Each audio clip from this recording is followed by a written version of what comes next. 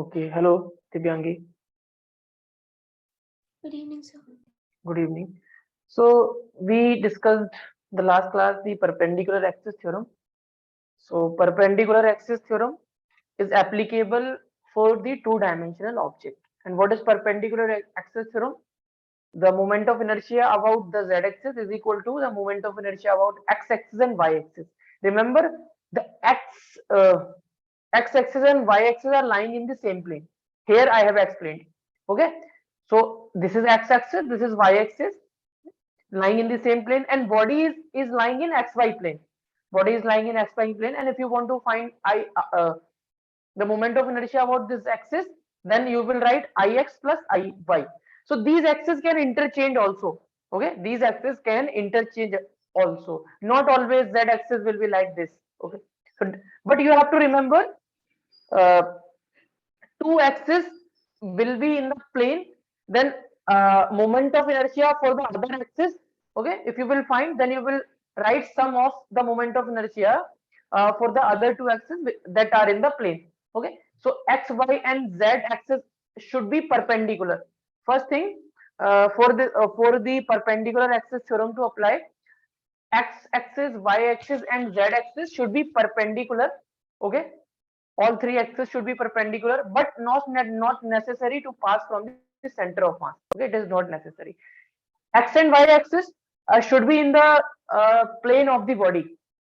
Okay, in the plane of the body should be the x and the y. Suppose this is the body like this. So if this plane is the xy plane, so x axis and y axis should lie in the plane of the body. Okay, then you can find the moment of inertia about the z axis, which is perpendicular to the plane, like this. Okay, this is the plane, and this axis should be perpendicular to the plane. Z axis should be perpendicular to the body, okay, because the body is lying in xy plane. Okay, so remember this: Iz is equal to Ix plus Iy. Now we'll solve the question on this. So this question,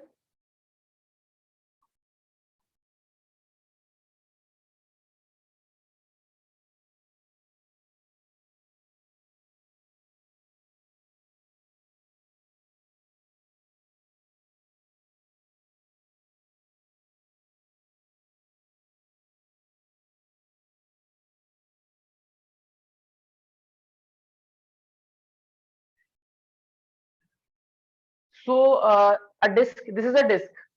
Okay, this is a disk, and this is x-axis, this is y-axis, and this is z-axis.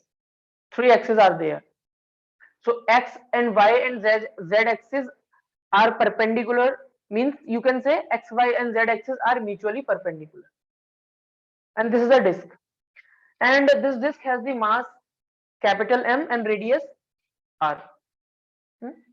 Mass M and the radius r.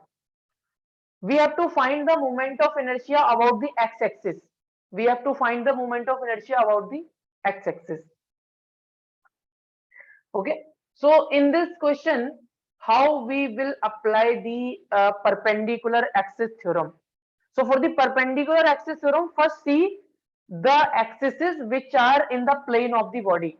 So this disk is like this. For example, this is a disk. This is not disk. Just imagine this is a disk. Okay, so if this is a disk, so this disk is in xy plane. Suppose given in the question xy plane. So x and y axis are lying on the plane of the body. So another axis which is perpendicular to the plane of this body will be the z axis. So moment of inertia about that z axis is equal to the sum of the moment of inertia about the x axis and the y axis.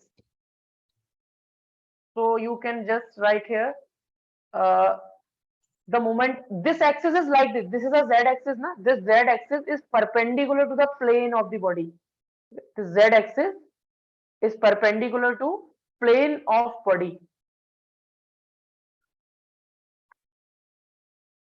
So when you will apply the theorem of perpendicular axis theorem, so you will write the moment of inertia about z axis, and that z axis is perpendicular to the plane of the body, is equal to the moment of inertia about the x axis, which is in the plane of the body, plus moment of inertia about the y axis, also in the plane of the body. And now you can see here all three axes are perpendicular to each other. Okay, all three axes are perpendicular to each other. And remember, this z axis is also passing through the center of mass. Okay, the z axis is passing through the center of mass here. It is given in the question. So what we know? We know this Iz, we know. We have calculated Iz, but we do not know Ix and Iy. One thing I want to tell you, this Ix and Iy, the moment of inertia about the x-axis and the y-axis will be same due to the symmetry. Okay, the moment of inertia about the x-axis and y-axis will be same. Ix is equal to Iy, will be same. So you can write this as Iz is equal to 2 times of Ix. Okay. Now what is Iz? Iz means I told you that the moment of inertia about the, you can see here.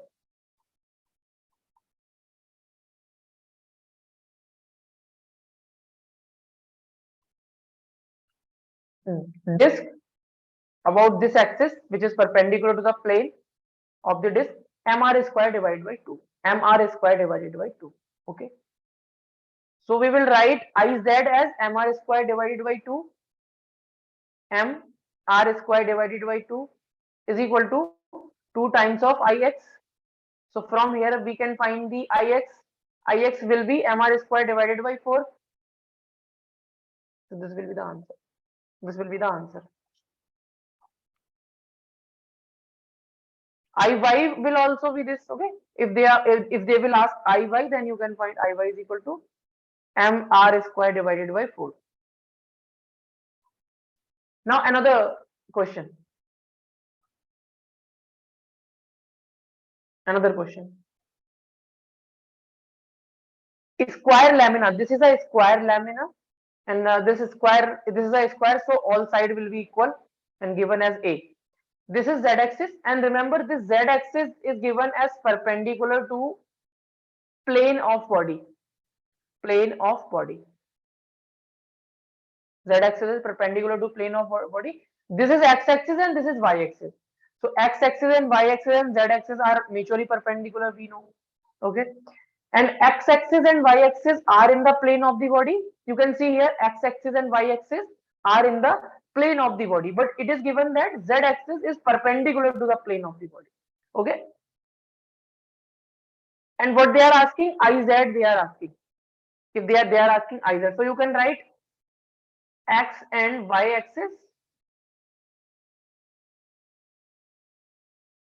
are perpendicular and in plane of body.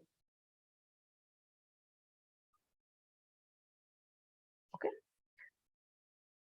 So if x and y axis are in the plane of the body and these x and y axis are perpendicular to z axis also. So you can write x axis, y axis and z axis are mutually perpendicular. Mutually perpendicular. So we can apply the perpendicular axis theorem. What is the perpendicular axis theorem? Sum of the, or you can write like this, sum of the moment of inertia about the axes which are in the plane of the body. Here those axes are x-axis and y-axis. Ix plus Iy, this is equal to Iz. What is Iz? The moment of inertia about the axis which is perpendicular to the plane of the body. Plane of the body means this is a square. This is a square lamina and this is an axis which is perpendicular to the plane of the body. So that is z axis. Okay. Now Ix, this is what they are asking, Iz na? Iz they are asking.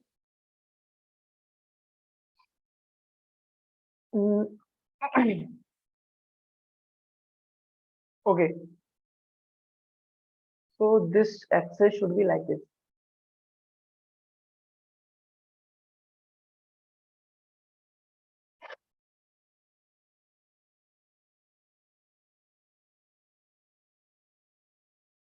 Like this. This is x-axis. So this is x-axis, this is y-axis. These are lying in the plane of the body, and this is z-axis perpendicular to the plane of the body. Okay, so we can write Iz is equal to Ix plus Iy. Now Iz we want to find. We want to find Iz. Now what will be Ix? Ix. So I told you here for this kind of structure, rectangular lamina, or it can be a square lamina also. If you want to find the moment of inertia about an axis which is passing through the center of mass like this, and this side is B, so this axis is cutting the side B, so the moment of inertia about this axis will be m into B square by 12, and about this axis m into L square by 12. But in case of square, A and L and B both are equal to A, so about x-axis and y-axis, the moment of inertia will be m a square by 12. Okay. So about the x-axis, so m into a square about this axis, the moment of inertia of this square lamina about this axis is m, means mass of the square lamina, into a square by 12. So you will write m into a square divided by 12. Now for this for the about the y-axis also m into a square by 12, because this y-axis is cutting the side A. You can remember like this, m a square by 12. So you can take LCM 12. So here it will be m a square plus m a square.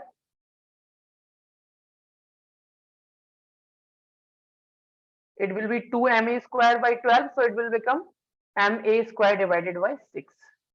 So moment of inertia about the z-axis, which is perpendicular to the plane of the square lamina, will be m a square by 6. Okay, so one more question we will solve on this. So a triangular lamina. Lamina means, always remember, lamina means a two-dimensional object, and this uh, cross sign represents something is inward. Something is inward means into the screen or away from the reader. Outward, the dot means the outward. Dot means the outward, toward the reader. Okay, toward the reader. Okay, you can just see this as an arrow. Suppose this is the arrow. I am just telling us what is the significance of this. Okay, so if this arrow, so to decide uh, uh, if cross is given like this, so to decide, so suppose the arrow is going away from you. If there will be the cross and arrow is going away from you, then what you will see, this means cross means the arrow is going away from you. Okay, so that is why cross is represented inward or something away from you. Now dot, if arrow is coming towards you, so what you will see, the dot point, or this arrow you will see, arrow head you will see. Okay, so this, that is why this is known as the outward, something towards you. Okay, so they are asking the moment of inertia about the z-axis. So this is the x-axis, this is the y-axis, and z-axis is perpendicular to the plane, means going inward. Okay, wait.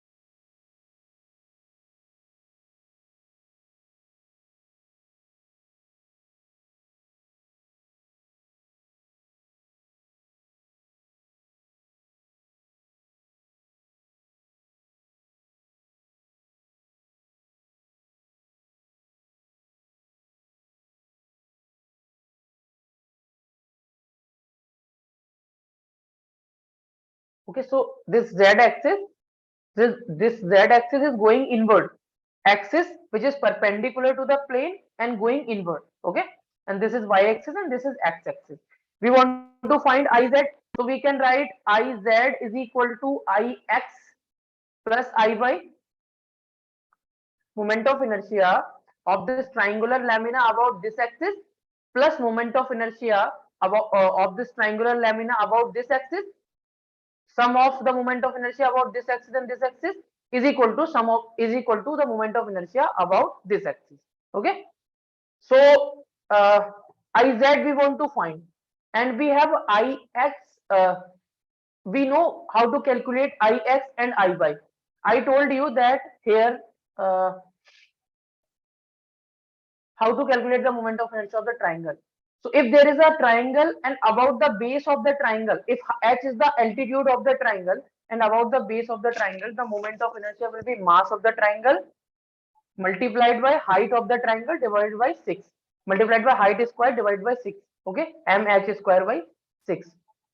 So about this axis, if you are taking moment of inertia about this axis, so x will be the height. Okay, x will be the height, so ix you can write mass m x square divided by 6. Okay, and this is also the base. This, when you will find the moment of inertia about y axis, so this becomes the base. Okay, and this becomes the height x. Here when you are finding the moment of inertia about the x axis, so if this is a base na, so this will be the height of the triangle. So in that case the moment of inertia will be m x square by 6.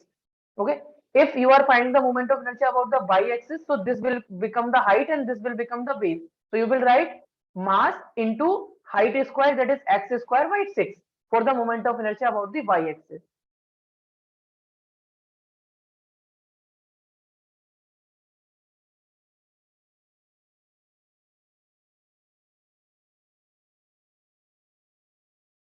Mx square by 3.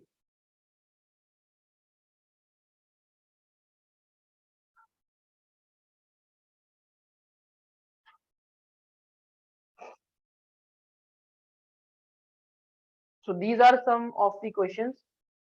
Please note down.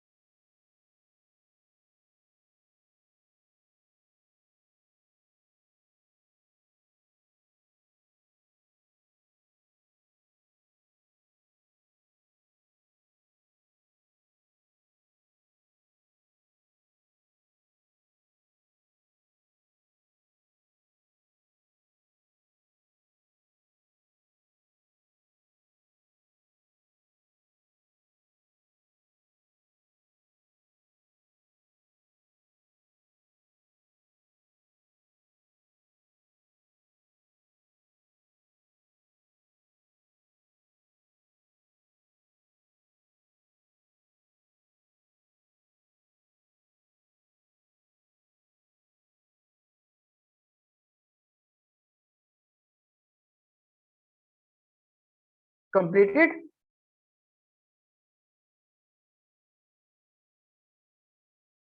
Yes, sir. Okay. Hiba completed? Yes, sir.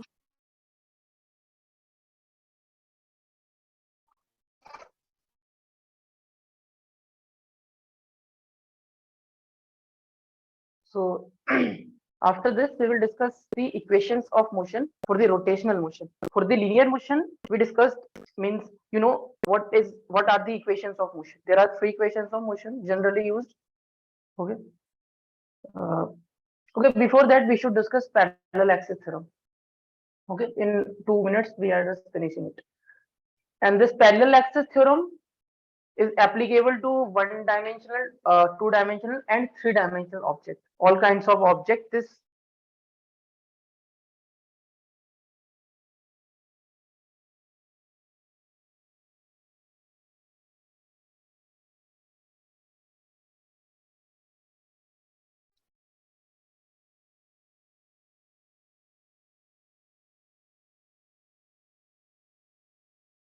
So, Byangi, tell me what is the rigid body?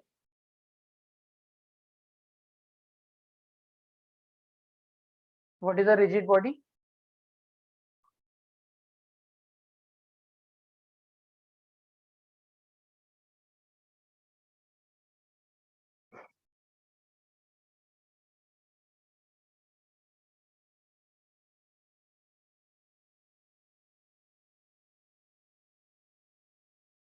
Hmm? I'm asking what is rigid body?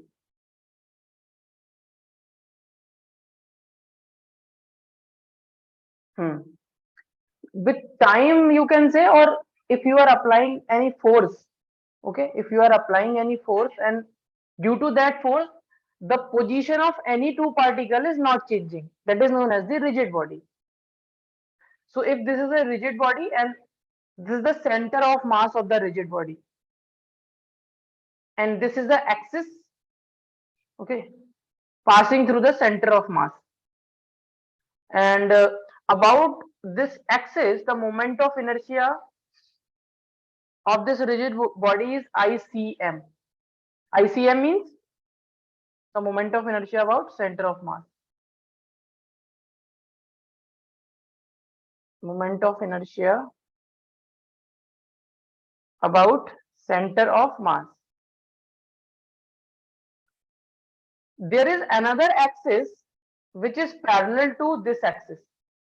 This axis and this axis, both the axes are parallel, and this is a perpendicular distance between two axes. If you know the moment of inertia about this axis, with the help of parallel axis theorem, you can find the moment of inertia about this axis. So what is that? That is equal to I, moment of inertia about this axis, is equal to moment of inertia about this axis passing from the center of mass plus mass of the body. M is the mass of the body. Okay, this body have the mass M. M is the mass of the body into A square. Into A square. This is a parallel axis theorem. Two axes must be parallel. One of the axes must pass from the center of mass, and you should know what is the perpendicular distance between the two axes. Two axes must be parallel. One axis must pass through the center of mass, and A is the perpendicular distance between the two axes. Write down this first.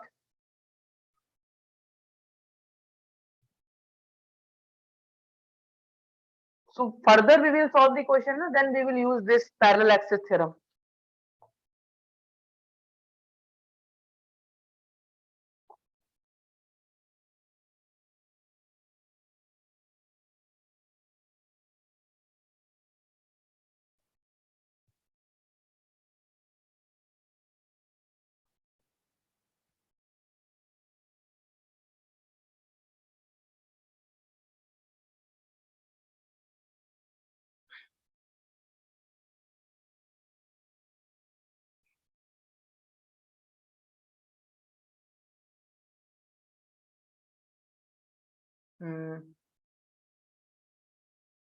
Hiba completed.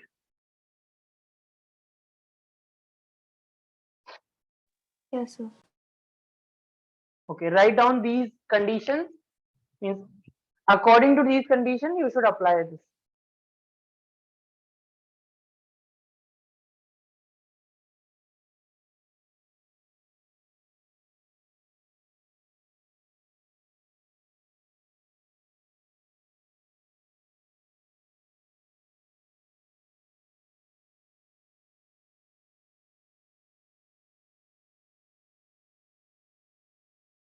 Two axes must be parallel, okay, and one of the axes must pass from the center of mass, and you should know the distance between the two axes, and that should be perpendicular distance.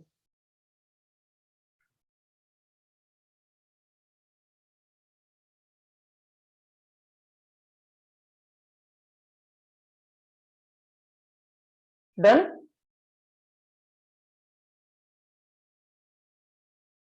Yes, sir. Okay. So remember, parallel axis theorem, perpendicular axis theorem. Perpendicular axis theorem you can apply in two-dimensional bodies only. Okay, and parallel axis theorem we can apply in one-dimensional, two-dimensional, and three-dimensional bodies. So after this, now we will discuss the equations of rotational motion. So first we will just discuss the analogy. Okay, in linear motion we have a linear motion. Linear motion means suppose this is a pen and this pen is moving like this. From here to here, this pen is moving like this. Okay, so this is a linear motion. And suppose this pen is rotating about some of the axis like this. Okay, so this is the rotational motion. So in linear motion, displacement is linear displacement. In angular or rotational motion, so you can say this is a rotational motion.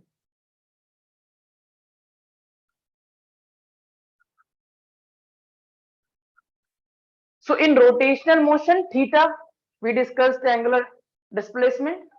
In linear motion, we define the linear speed or linear velocity v. Rotational motion, angular velocity omega. Linear motion, linear acceleration a. Angular motion or rotational motion, angular acceleration alpha. In linear motion, there is a force. Okay, I am not saying in rotational motion there is not a force, but I am just telling you the analogy. So in linear motion we have force. In rotational motion, instead of force we define torque.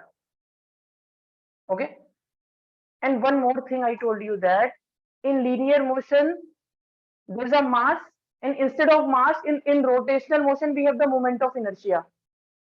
Now equations of motion for the linear motion is, there are three equations. Okay, v is equal to u plus at, s is equal to ut plus half at square, v square is equal to u square plus 2s. And in the rotational motion there are also three equations. Okay, instead of linear things you will put the angular things. You can see the first equation of motion, v is equal to u plus at.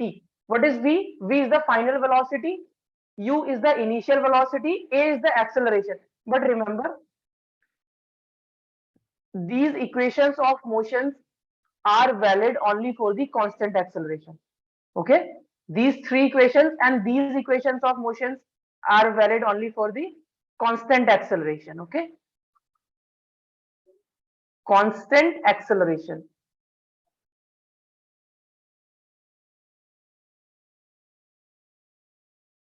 And these equations of motions are valid for the constant angular acceleration.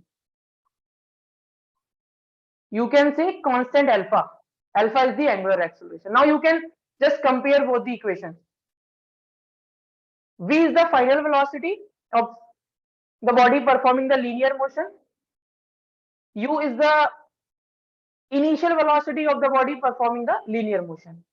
A is the acceleration of the body, or you can say linear acceleration performing the linear, and T is the time. Time is time for rotational motion and for linear motion, time is time. Now you can see here for the rotational motion, omega final means final angular velocity is equal to initial angular velocity plus angular acceleration plus multiplied by time. In the same way, you can compare the second equation. Here is the linear displacement. Here theta is the angular displacement. Ut omega t plus half at square plus half alpha t square. And third equation v square is equal to u square plus 2s. Here is the final angular velocity is equal to initial angular velocity square plus 2 alpha into theta. So you know all the uh, uh, name of the variables. What is alpha? What is omega? What is theta? Hiba and Divyangi, do you know all these names? What is theta? What is omega? What is alpha? What is tau?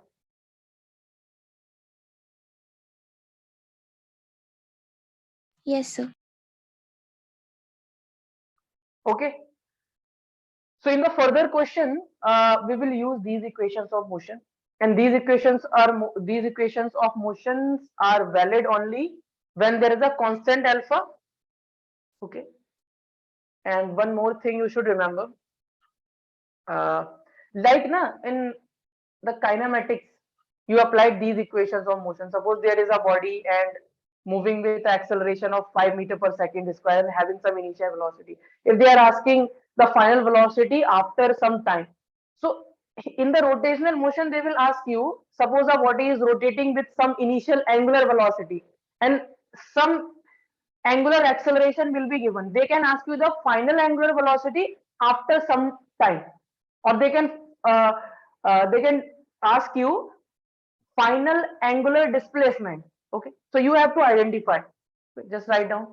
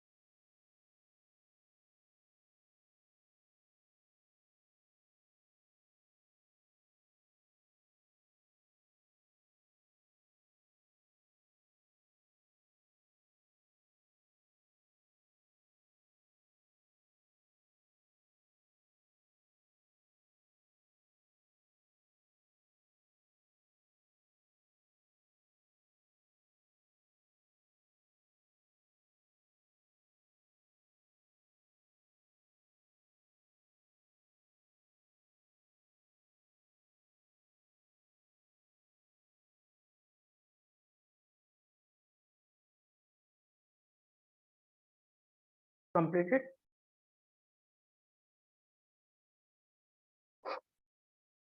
Yes, sir. Okay.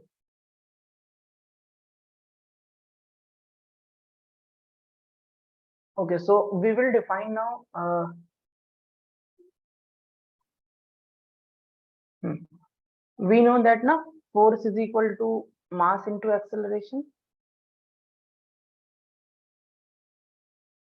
Till now we have just we were studying about the linear motion. So in linear motion, this equation is very famous, F is equal to m. So now we will study the rotational motion. So instead of the force in rotational motion, we have torque. I told you, instead of mass in rotational motion, moment of inertia, instead of acceleration, we have the angular acceleration. So for on any body, you can apply tau is equal to I alpha. So tau is equal to I alpha. Okay. And I will prove that how we can. For example, this is a rigid body again.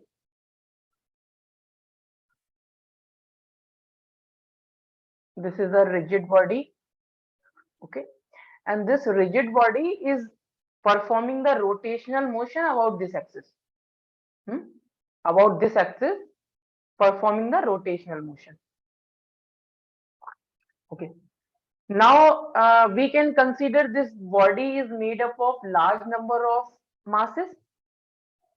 Okay. We can assume that this body is made up of large number of masses, large number of small masses. Okay.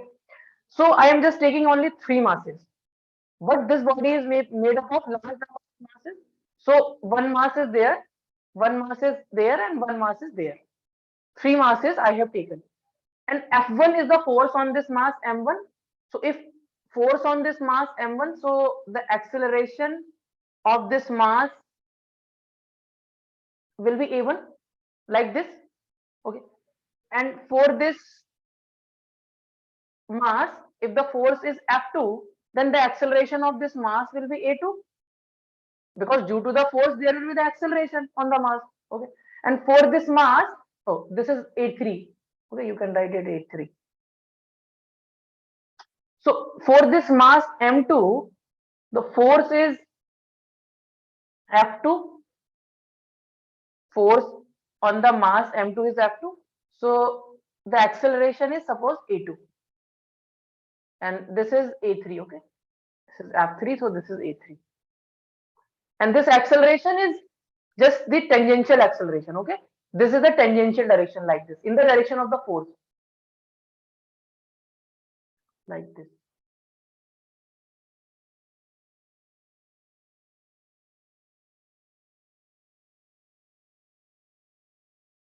Dibyangi and Hiva, are you getting this or not?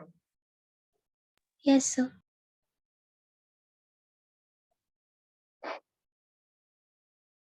Okay. Now I want to find the total torque on the body. Total torque on the body. So total torque on the body means the net torque on the body is equal to, for this mass, the torque will be, what is the torque? We know torque. Torque is equal to R perpendicular into F. Okay, perpendicular distance from the axis of rotation into force. So for this mass M1, the torque of this mass will be, so what we will do, we will just add all the torques of this torque of this mass and this mass, and all the masses, torque of all the masses we will add. So we will write F1 into R1, or you can write R1 into F1.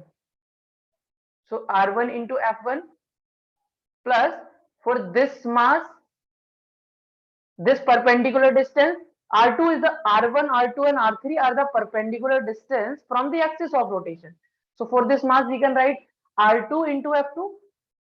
So this will be R2 into F2. Similarly, for mass number 3, we can write R3 into F3 and so on, because this body is made up of, okay. Now, F1 we can write, for F1 we can write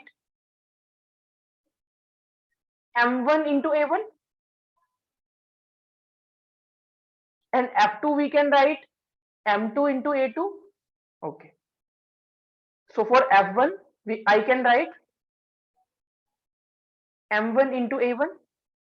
This is R2. And for F2, I can write M2 into A2. plus r3. For f3 I can write mass m3 into acceleration of the mass, and so on. We are adding all the talks. Now one more thing I told you, that this linear acceleration, this linear, and if talking about the angular acceleration of this body, I told you that the angular during the rotational motion, the angular velocity of each and every mass during the rotational motion, the angular velocity of each and every mass and the angular acceleration of each and every mass remain same. For each and every mass, the angular acceleration, the angular velocity will remain same. I told you that. Okay. So angular velocity will be same and angular acceleration will be same.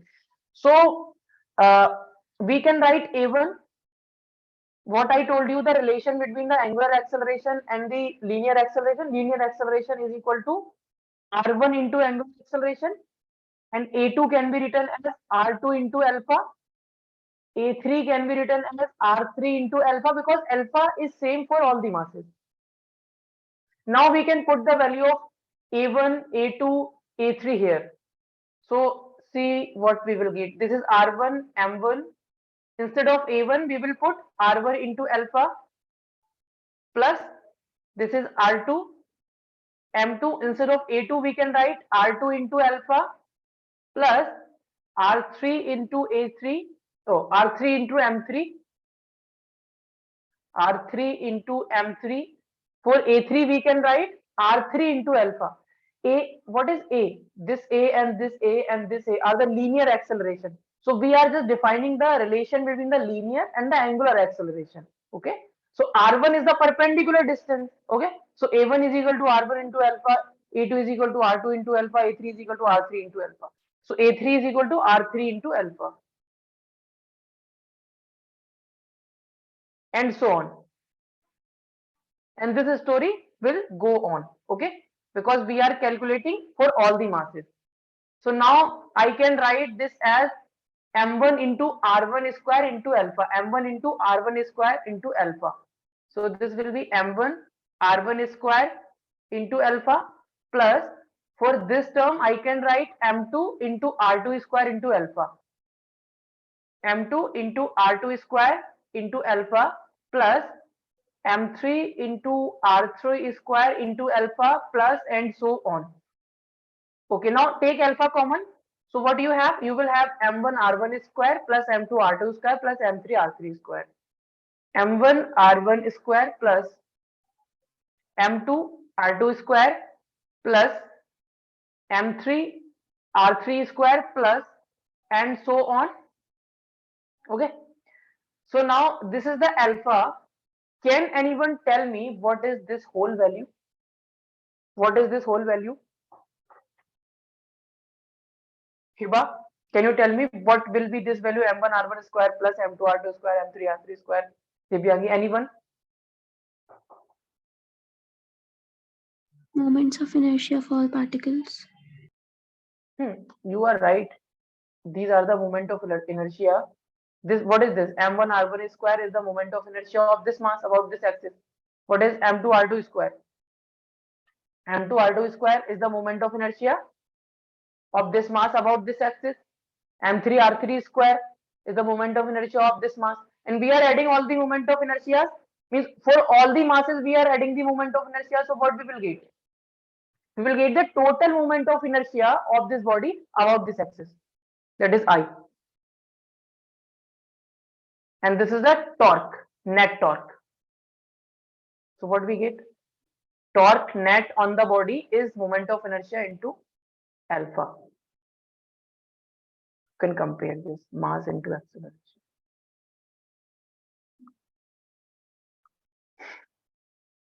Hiba, understood? Yes, sir. So this is the sum of the moment of inertia of all the masses. Okay, of all the masses. Okay, write down.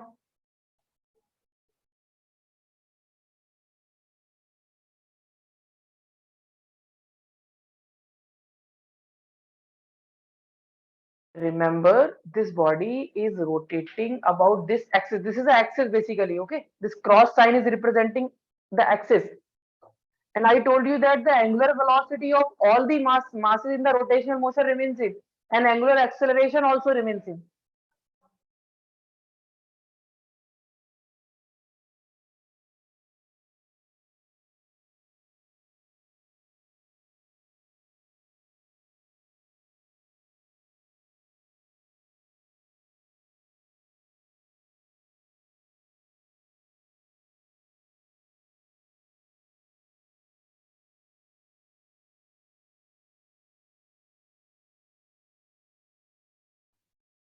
Please take the screenshot of this. And after that, you can write down on your copy.